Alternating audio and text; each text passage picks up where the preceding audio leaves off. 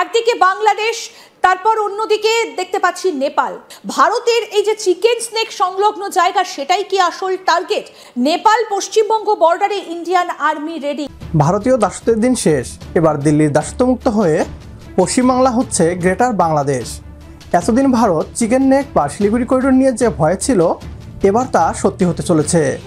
ছাত্র জনতার গণ অভ্যুত্থানের মাধ্যমে নেপাল ভারতীয় দাসত্বমুক্ত হওয়ার পর থেকেই রাতের ঘুম হারাম হয়ে গিয়েছে দিল্লির। বাংলাদেশ ও নেপালকে এতদিন জিম্মি করে নিজেদের নিরাপত্তার স্বার্থে ব্যবহার করে গিয়েছে ভারত।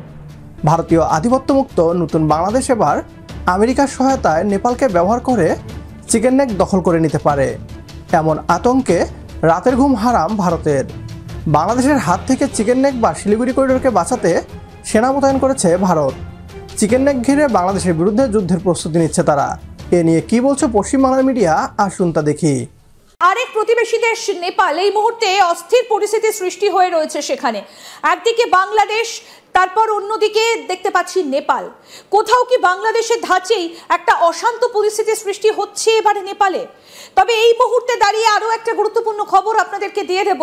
নেপাল পশ্চিমবঙ্গ বর্ডারে ইন্ডিয়ান আর্মি রেডি। কোথাও কি সিআইএ মাথা গলাচ্ছে এর মধ্যে? আমেরিকার হস্তক্ষেপেই কি নেপালে আজকে অলি পদত্যাগ করতে বাধ্য হলেন? ভারতের কতটা অশান্তির আশঙ্কা বা এই অশান্তির আজকে ভারতে এসে পড়বে? ভারতের এই যে চিকেন স্নেক সংলগ্ন জায়গা, সেটাই কি আসল টার্গেট? বারে বারে কেন আমেরিকা, কখনো বাংলাদেশ কখনো নেপাল, ভারতের পূর্ব দিকটা ঘেরার চেষ্টা করছে? এর পেছনে আসল উদ্দেশ্যটা কি? আন্তর্জাতিক সম্পর্ক বিশেষজ্ঞ শুভাশিস ব্যানার্জি রয়েছেন আমাদের সঙ্গে স্টুডিওতে। আপনাকে স্বাগত জানাই আজ তাক বাংলায়।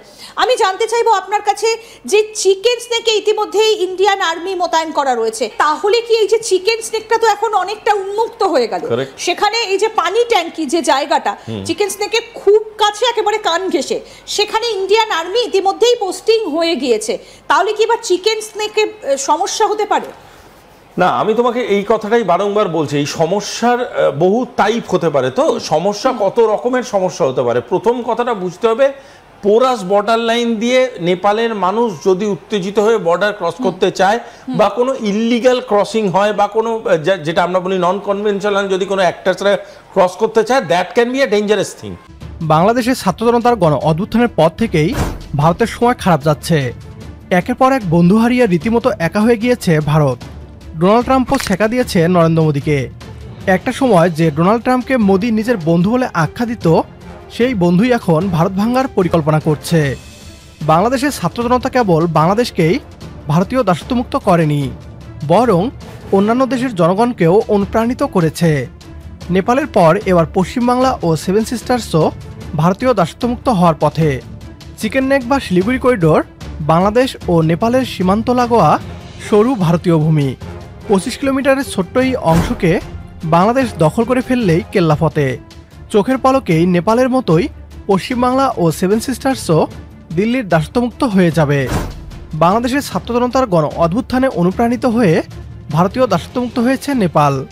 এবার বাংলাদেশের হস্তক্ষেপে পশ্চিমবাংলা ও সেভেন সিস্টার্সও ভারতীয় দাসত্বমুক্ত হবে ইনশাআল্লাহ। আমেরিকার প্রতি আমাদের বিশ্বাস না থাকলেও ভারতকে শিক্ষা দেওয়ার প্রয়োজনে তাদের সাথে হাত মেলানো যেতে পারে। আমাদের সাথে একমত হলে কমেন্ট বক্সে ইয়েস লিখে জানিয়ে দিন আমাদের। সেই সাথে ভিডিও শেয়ার করে দেখার সুযোগ করে দিন আপনার বন্ধুদের। পরবর্তী ভিডিও দেখার আমন্ত্রণ জানিয়ে বিদায় নিচ্ছি আজ। আল্লাহ হাফেজ।